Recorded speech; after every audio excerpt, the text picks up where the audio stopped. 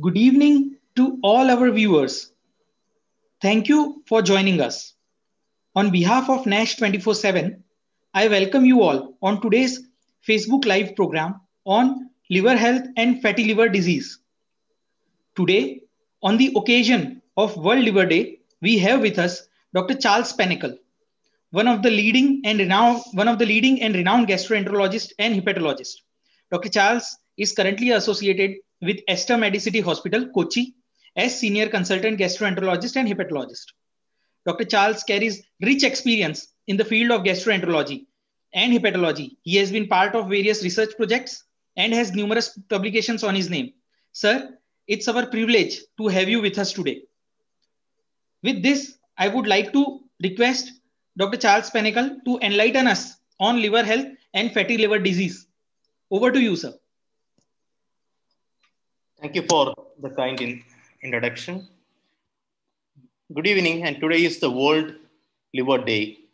And today I'm going to talk to you about liver health and a few points on fatty liver disease.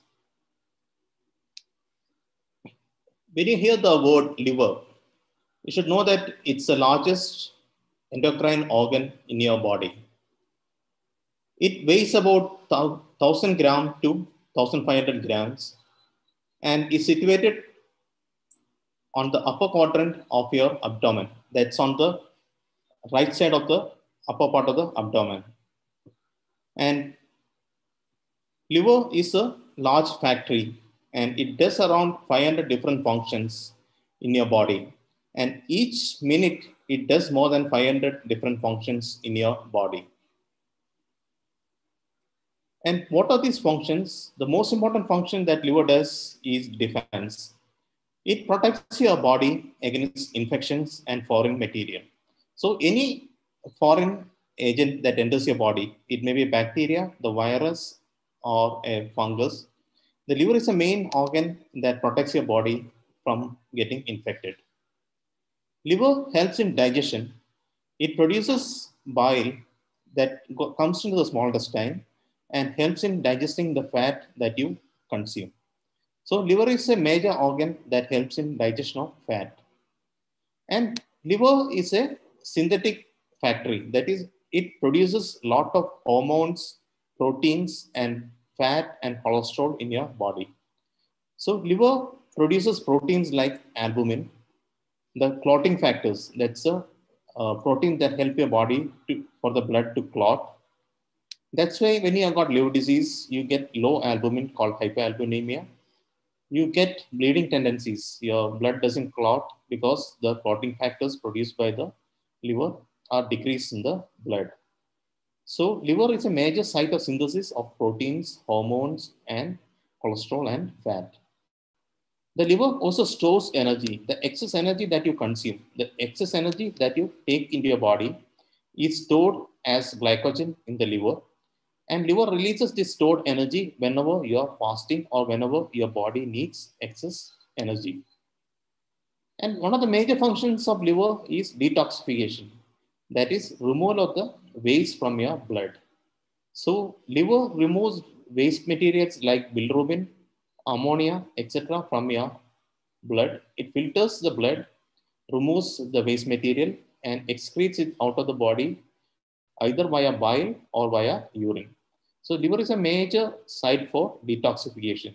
It detoxifies all the medicines, all the toxins that you consume. It also filters the blood and removes all the waste material. And that's why when you have liver disease, you get excess buildup of waste material in the blood. And that manifests as excess bilirubin in the blood. That's called the jaundice or the yellowishness of your eye and skin. And in advanced liver disease, you get excess ammonia in the blood that gives you altered behavior. So liver is a major site for detoxification and purification of your blood. So let's see how your liver gets damaged. The most common cause of liver disease in India are alcoholic liver disease and non-alcoholic fatty liver disease. So alcohol is one of the major causes for liver disease in our part of the world. And closely catching up is the non-alcoholic fatty liver disease, where the fatty liver affects your liver,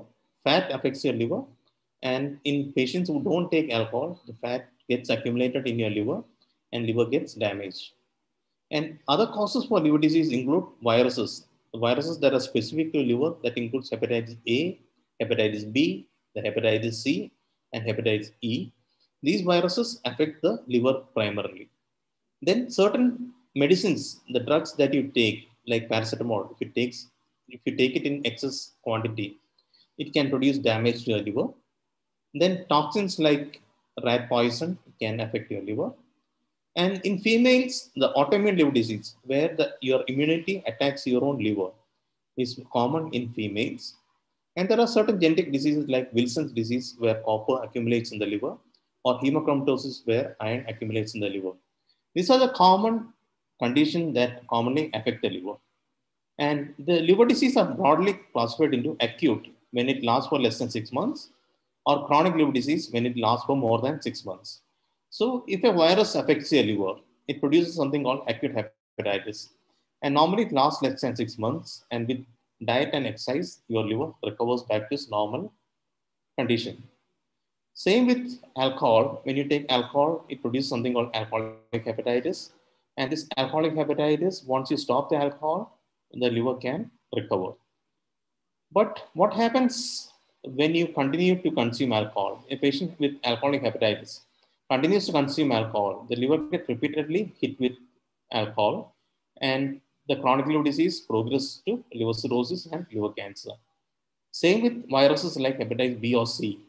If you get an acute hepatitis and you don't treat it, the viral insult continues to damage your liver, and your chronic liver disease progresses to cirrhosis and hepatocellular carcinoma. So now let's see each of these diseases. The first we'll look at what is called fatty liver. We commonly hear about fatty liver. The fatty liver can be of two types. One is alcohol-related fatty liver disease, where fatty liver develops in patients who consume alcohol. And second is non-alcoholic fatty liver disease, where fatty liver occurs in people who do not consume alcohol. Let's first see alcoholic fatty liver disease. So a patient who consumes excess amount of alcohol, if 100 patients consume excess amount of alcohol, about 80 to 90 will develop fat in the liver. That's called steatosis. So about out of the 100 who consume alcohol, 80 to 90 will develop fatty liver. And of this 80 to 90, if they continue to drink alcohol, they will progress to either liver damage called hepatitis. So what do you mean by hepatitis? Hepatitis is damage to the liver cells, the hepatocytes. So if a patient with fatty liver, alcoholic fatty liver, continues to drink, he will cause damage to the hepatocytes. That's called steatohepatitis. You have got fat with damage to the liver cells. And if the same person continues to drink alcohol, if about 20 to 40% of them will develop what is called fibrosis. The fibrosis is that the liver cells get replaced by the fibrous scar tissue. So the damaged liver cells, if you stop alcohol, they will regenerate and your liver goes back to the normal state. Whereas even after you develop a steatohepatitis, if you continue to drink, the damaged liver cells cannot regenerate. They get replaced by what is called the scar tissue, and excess scarring leads to what is called the cirrhosis. So most of your liver cells that does your normal day-to-day function of the liver gets replaced by the scar tissue, which doesn't have any function. And that leads to what is called cirrhosis and its complications. And rarely it can lead to hepatocellular carcinoma. So as I mentioned, healthy liver, a person with healthy liver, if he drinks, he develops steatosis, alcoholic hepatitis, and early fibrosis.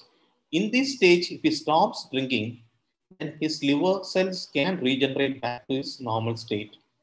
Whereas if he continues to drink, the fibrosis can progress to cirrhosis. And once it progresses to cirrhosis, where most of the liver cells are replaced by fibrous tissue, the scar tissue, then there's no going back. There's only going forward. So it will progress to liver failure, hepatocellular carcinoma, or death. Now coming to the second form of fatty liver, that's a non-alcoholic fatty liver disease.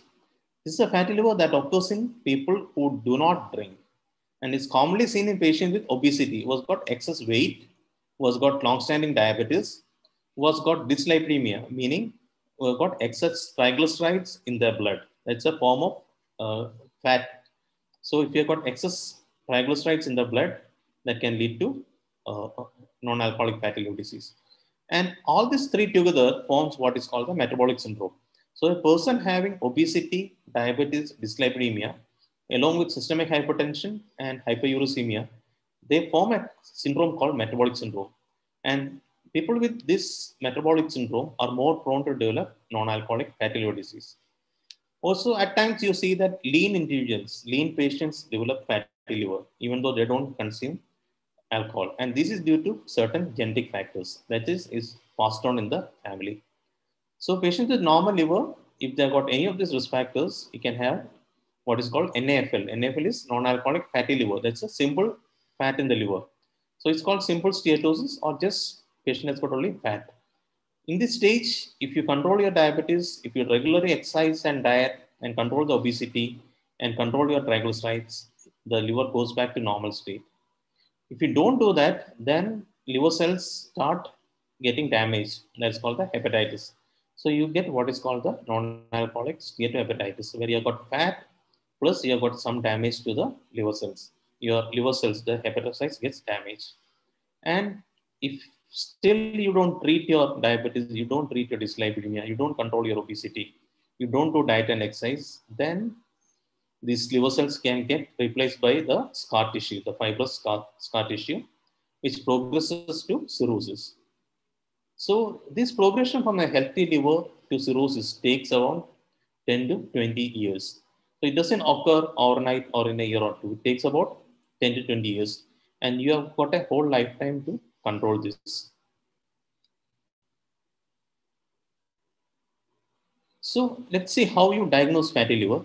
Most often the fatty liver is diagnosed when you do an ultrasound scan of the abdomen. So when you do an ultrasound scan of the abdomen, the report comes as fatty liver grade 1, grade 2 or grade 3, depending on the whiteness of the liver. You can see that this is a liver. So this is a liver here, and this dark thing is a kidney. So when the liver is more white than the kidney, it's called fatty liver. So ultrasounds can only say whether liver is fatty or not. It cannot quantify the amount of fat, or it cannot say whether the hepatocytes are damaged. So when you see ultrasound with fatty liver, you have to do what is called the liver function test. So in the liver function test, it's a whole battery of tests. It includes the total protein, the albumin, the globulin, total bilirubin, direct bilirubin, SGOT, SGPT, and the alkaline phosphatase. So all these together constitute the liver function test. And when you are evaluating the fatty liver, you have to do the entire battery of liver function tests. And if the SGOT and SGPT, that's the ALT and AST, are elevated more than 1.5 times the normal, then that indicates that there is damage to your hepatocytes. So in addition to, if you have got fat in the liver on ultrasound and you see that SGOT SGPT is elevated, then that is steatohepatitis. That is, this is a hepatitis, that's a damage to the liver cells. Whereas if you have got fat in the liver, ultrasound shows fat, but LFTs are normal, it's likely to be just a simple non-alcoholic fatty liver. And finally, you have what is called the fibroscan. And fibroscan will give you the quantity of fat as well as the extent of the scarring. So ultrasound and liver function tests cannot give you a quantity of the fat in the liver. It cannot give an extent of the scarring. That can be got by a fibroscan. The newer machines give what is called a CAP score that gives a rough estimate of the quantity of fat in the liver, as well as it gives the fibrosis score. So it can tell you how much of fibrosis is there. Is it F0, F1, F2, F3, and F4? F4 means it's cirrhosis, whereas F0, F1 is mild, and F3 and F4 is advanced. F2 and F3 are advanced. So when you see a patient with fatty liver, you have to do all these tests to diagnose as well as stage the degree of fatty liver. Now coming to the question of hepatitis, you commonly hear the word hepatitis. So what is hepatitis? Hepatitis just denotes damage to liver tissue or the hepatocytes. So whenever there's a damage to your liver tissue or the hepatocytes, that's called hepatitis. So the liver becomes swollen and dysfunctional. And most common cause for hepatitis is the viral hepatitis. So you've got four viruses that commonly affect the liver: hepatitis A, hepatitis B, hepatitis Z, and hepatitis E. And other forms of hepatitis, that is, other forms of damage to the liver can be the alcoholic hepatitis, the non-alcoholic steatohepatitis, drug-induced hepatitis, where the medicines that you take produce damage to the liver cells, and autoimmune hepatitis, where immunity damages the liver cells and it's commonly seen in females. Then excess copper or excess iron in the liver can cause damage to liver cells called Wilson's or hemochromatosis. And when do you say a patient has got hepatitis? You call it hepatitis, the SGOT and SGPT, that's the liver enzymes, should be at least 1.5 to 3 times above normal limit. So when it's more than 3 times above normal limit, then you say the patient has got a hepatitis. So when you do a LFT and you find that the SGOT, SGPTs are elevated more than 3 times upper limit of normal, then that's a hepatitis. And to stage the hepatitis, to see the severity, you look at the bilirubin and what is called the INR. So if the bilirubin is also, SGOT, SGPT is more than 3 times upper limit of normal and bilirubin is also elevated, that indicates that you have got a significant or a severe liver disease, because the amount of damage to the liver tissue is so much that the detoxification function of the liver is not happening and your bilirubin in the blood starts to rise. And INR is, or prothrombin INR is another test that we do to look at the synthetic function of the liver. That's a protein producing function of the liver. It's a measure of the blood clotting ability of the liver. So as I already said, liver produces blood clotting proteins. And when the amount of blood clotting proteins produced by the liver decreases, the INR starts to go up. So INR is a measure of the function, synthetic function of the liver. And if the INR goes up above 1.5, that indicates that patient has got a significant liver disease. So hepatitis is diagnosed by the AST and ALT that goes more than 3 times upper limit to normal, whereas the severity of hepatitis is determined by the level of bilirubin and the INR. So when you say hepatitis, you have to do the entire liver function test, look at the bilirubin, SGOT, SGPT, as well as the INR. So coming to a few words about hepatitis A and E, these are foodborne infections. It comes from this this viral infection spreads via, because fecal matter contaminates your food and water. So this is a food or waterborne infection, and normally it starts with nausea. That is, you feel like you want to vomit. The patient can have vomiting, and after a week, you notice yellowish discoloration of the sclera. The eyes become yellow, the skin and urine starts to become yellow. And as I said, the diagnosis is by doing a liver function test. You will find that the SGOT and SGPT are more than 3 times upper limit to normal. And depending on the severity, the bilirubin also starts to go up. And you look for the virus. You do blood tests for hepatitis A and E. You do the IgM and the HIV and IgM and the HIV. And if they become positive, then you make a diagnosis of acute hepatitis A and E. And as I said, it spreads by a fecal-oral route, and you can prevent it by washing your hands before and after using toilets, washing your hands before and after uh, eating food. And you can also prevent it by using only boiled water and eating food from hygienic places. And hepatitis A has got a vaccine. So the vaccine can prevent hepatitis A.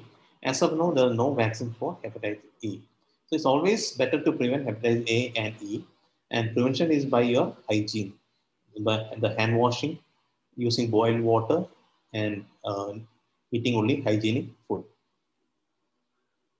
Now coming to hepatitis B and C. Hepatitis B and C can initially produce the acute hepatitis, where the disease lasts for less than 6 months. And most of the time, hepatitis B and C resolve spontaneously with your diet and uh, rest. But at times, the hepatitis B and C can progress and persist in your body more than six months. That can lead to chronic hepatitis B and C. And if not treated, it can lead to liver cirrhosis and liver cancer.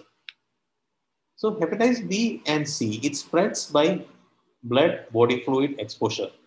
So if a patient with hepatitis, if the blood or body fluid of a patient with hepatitis B or C comes in contact with your body, then you have a chance or you have a risk to get hepatitis B or C.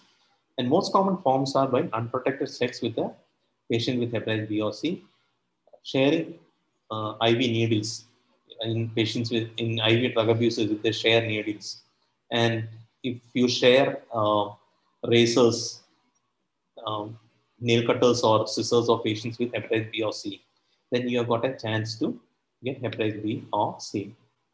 And you can prevent it by, again, by avoiding unprotected sex, avoiding sharing of needles, avoiding sharing of sharps like razors, nail cutters, or scissors, and safe blood and blood products.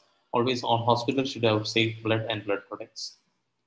And hepatitis B has got a vaccine, and the vaccine is given in 3 doses at 0, then 1 month later, and 6 months later.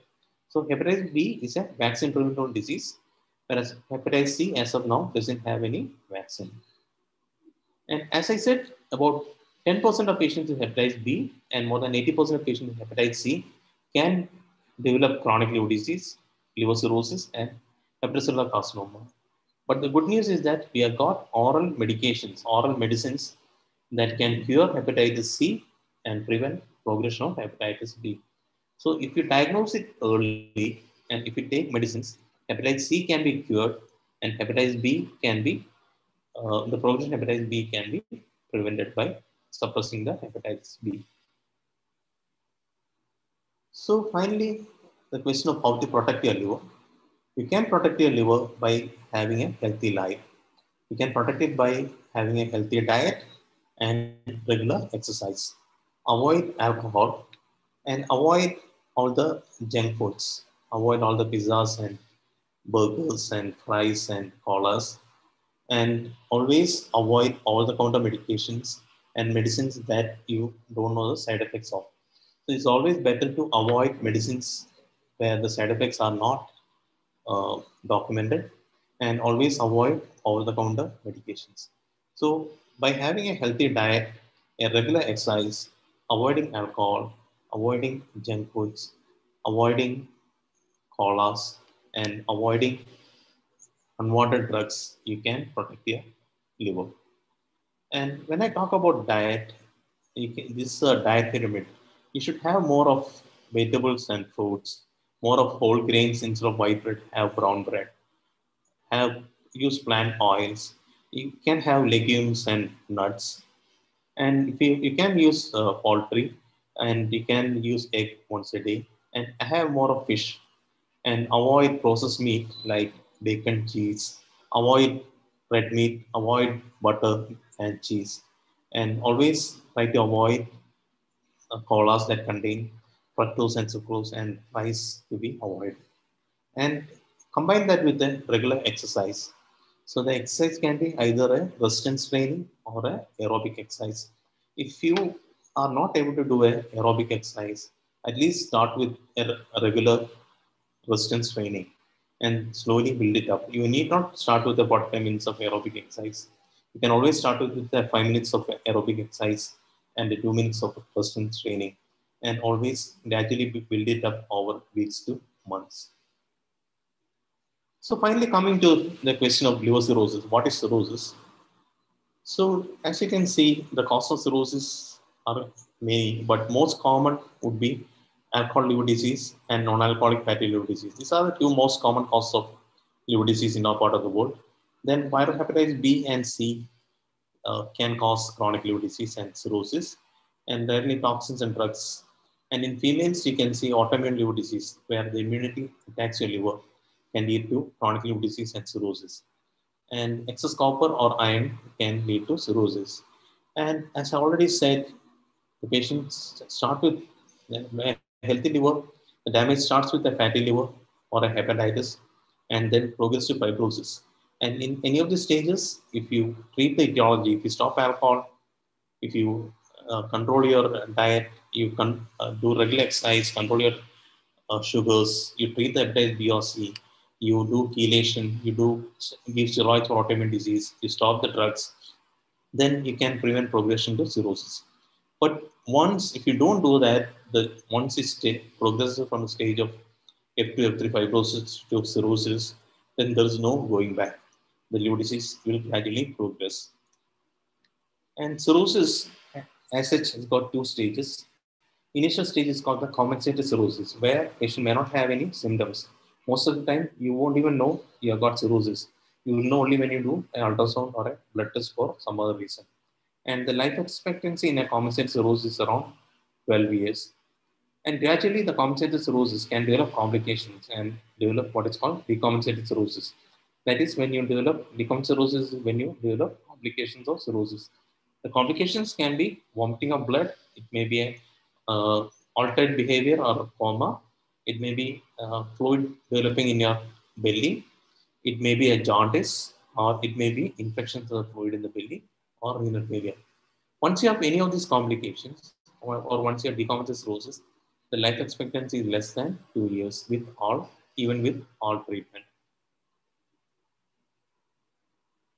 So, this in compensated cirrhosis, as I already said, patient may not have any symptom other than just weight, fatigue, loss of appetite. Whereas once decompensated, patient develop jaundice, ascites, variceal bleeding, and altered behavior called encephalopathy. So these constitute what is called the decompensated cirrhosis. And what are the tests you do to diagnose cirrhosis? First would be a battery of blood tests. You do the complete blood count and you look at the platelet count. So platelet thrombocytopenia or low platelet count is an early indicator of cirrhosis in patients with fatty liver. And then you do the liver function test. You look at the bilirubin and the albumin. You may have a high bilirubin, that's called the jaundice.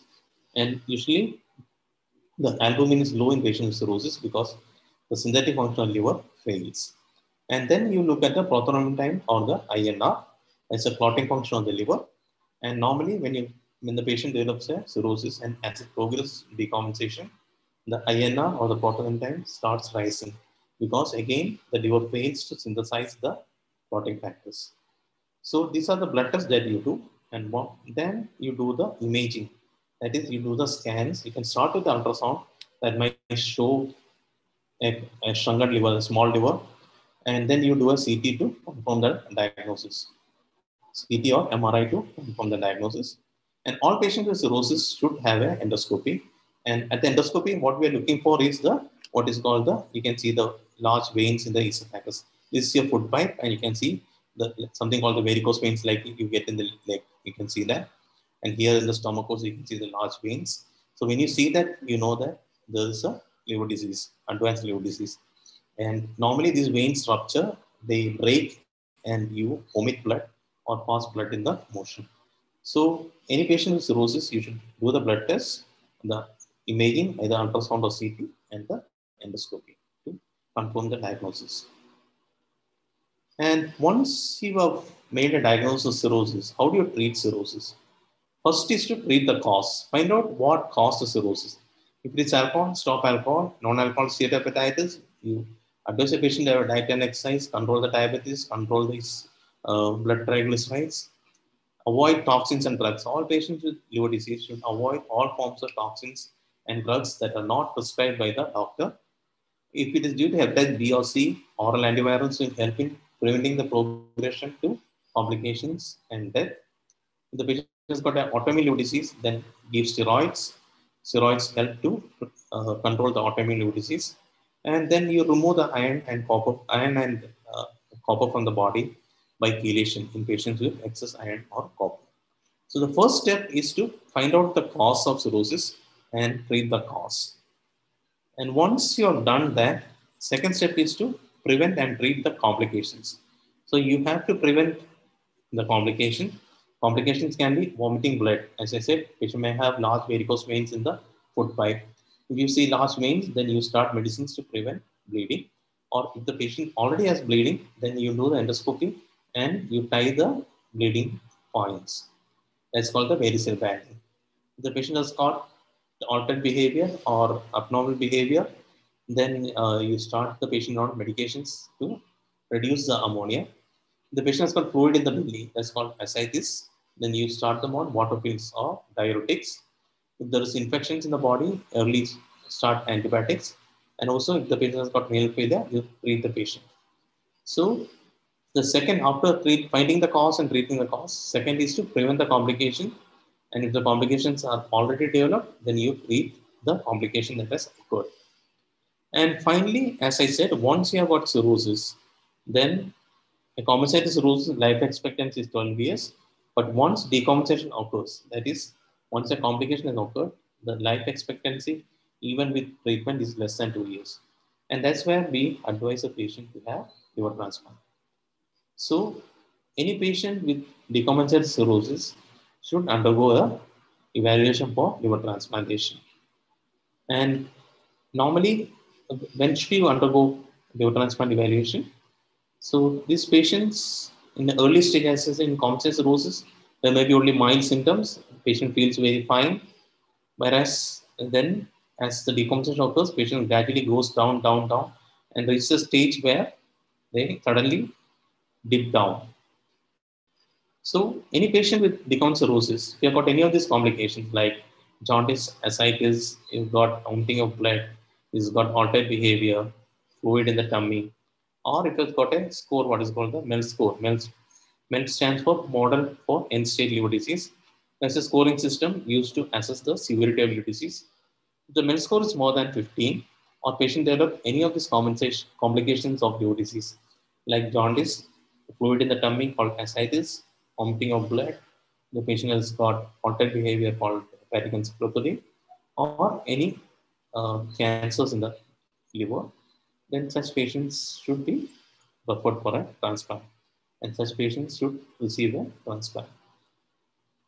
And by transplant, the success rate of transplant nowadays is 90% at 1 year and about 80 to 85% at 5 years.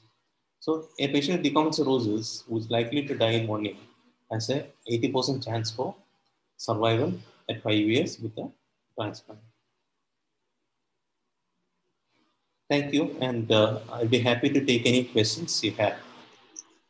Uh, Thank you very much, sir, for the enlightening talk. We have many questions actually. Uh, Sir, one of our viewer wants to ask, what about pediatric precautions in fatty liver? Yeah. See, nowadays, what we are seeing is that there's a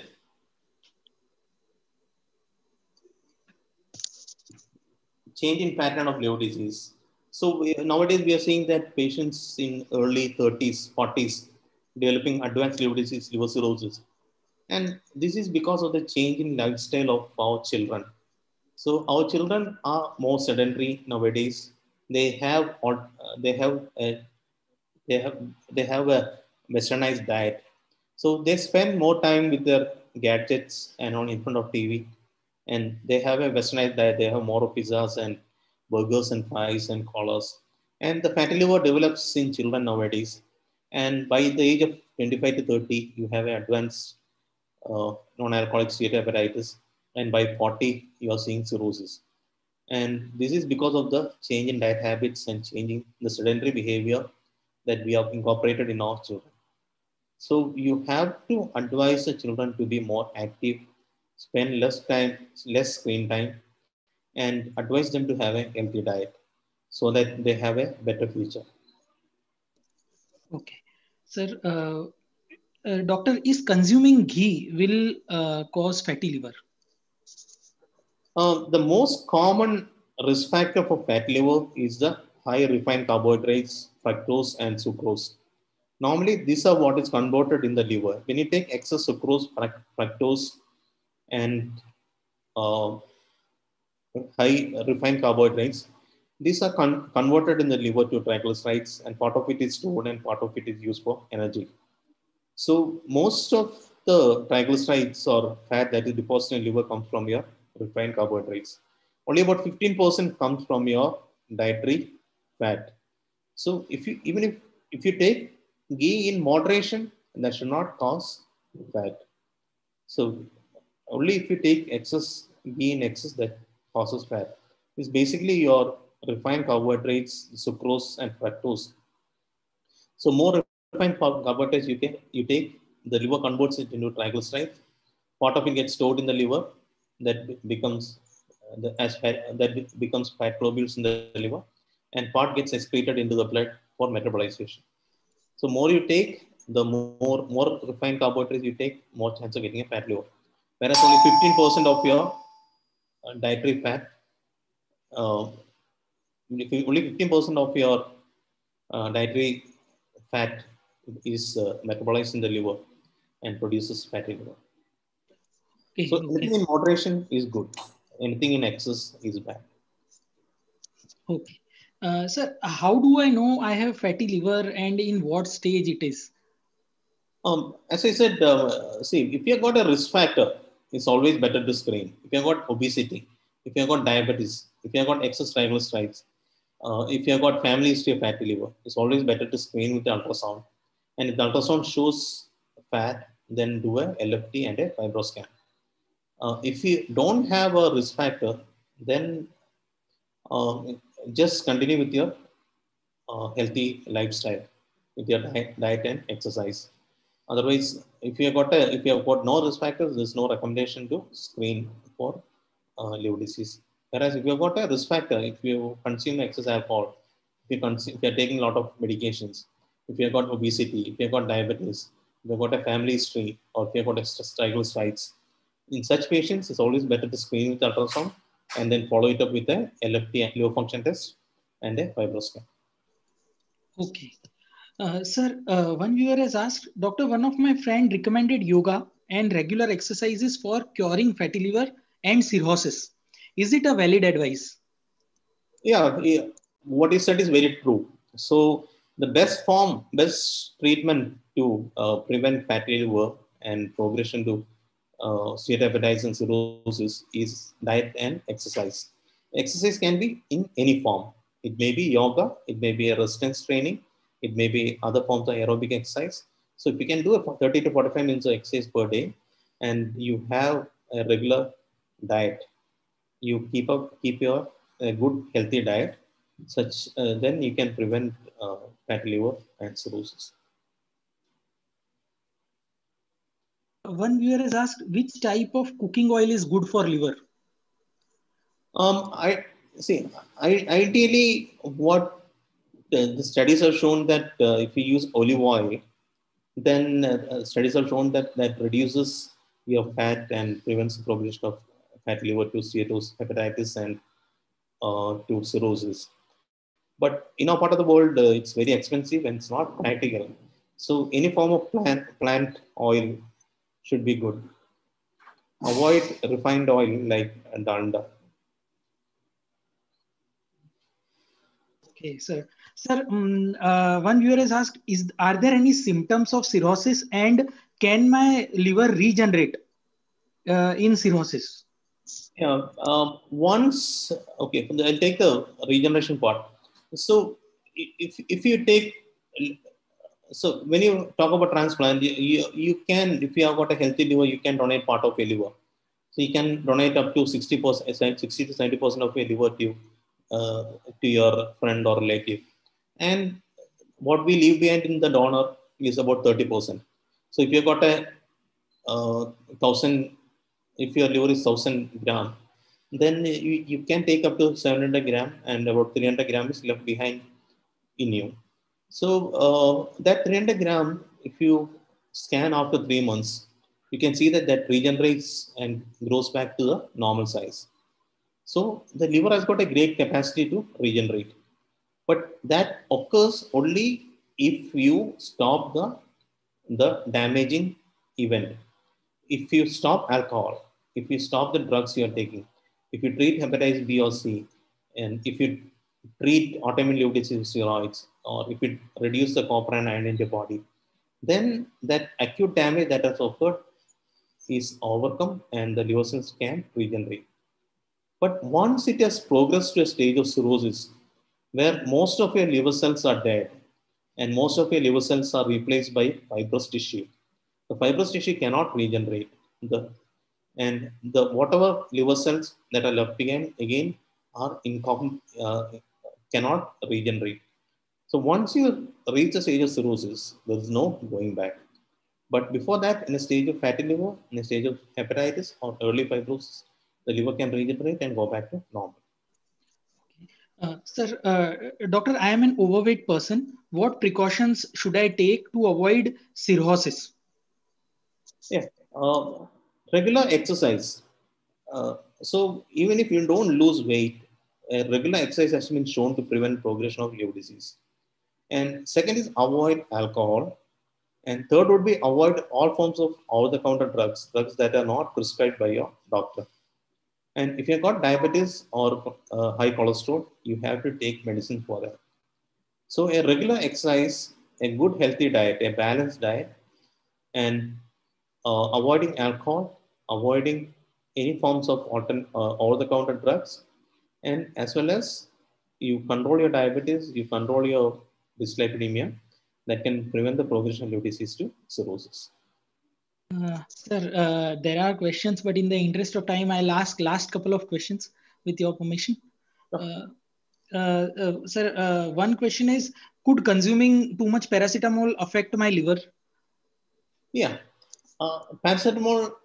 See, one of the most common cause for acute liver failure, where liver fails suddenly, a normal person liver fails suddenly in the West, and most common cause for a liver transplant in the West is paracetamol poisoning. So if you take a large quantity of paracetamol over a short period of time, that can cause liver failure.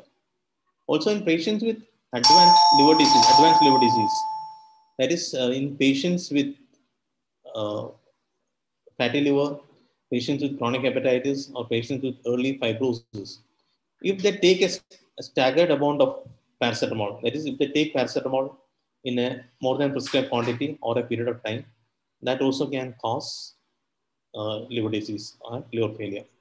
So in patients with liver disease, it is recommended that you take around 1 to 2 grams paracetamol per day, not more than that, and also for a short period of time.